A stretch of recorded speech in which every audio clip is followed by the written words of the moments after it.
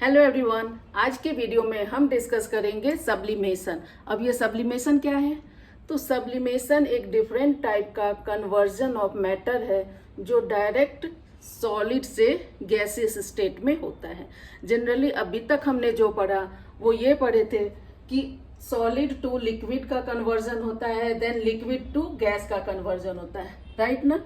तो पहले हम इसको समझ लेते हैं। सॉलिड टू लिक्विड कन्वर्जन को बोलते हैं मेल्टिंग, एंड अगर इसका उल्टा हो जाए लिक्विड टू सॉलिड तो उसे बोलते हैं freezing. Conversion of liquid to gases is called evaporation and gases to liquid is called condensation. तो ये समझने के बाद हम अब आते हैं सब्लिमेशन पे। In sublimation a solid directly convert into vapour on heating and vapour convert into solid on cooling.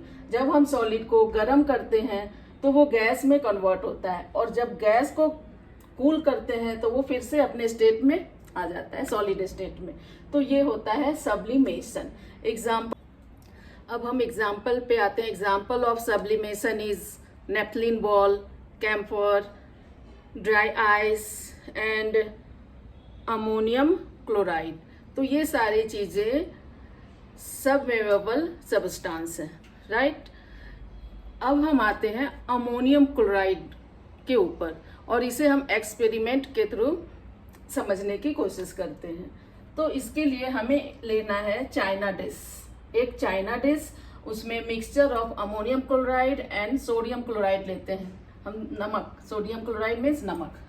इन दोनों के मिक्सचर को हमें चाइना डिश में रखना है और उसे बर्नर के हेल्प से हीट करनी है, गर्म करना है, राइट।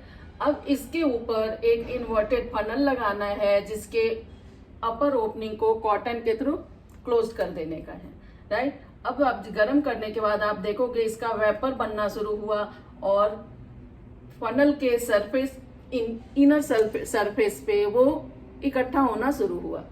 तो इससे क्या पता लगता है कि अमोनियम क्लोराइड एक सब्लिमेबल सब्सटेंस है और वो सबलाइम होके ये सरफेस पे जमा हुआ।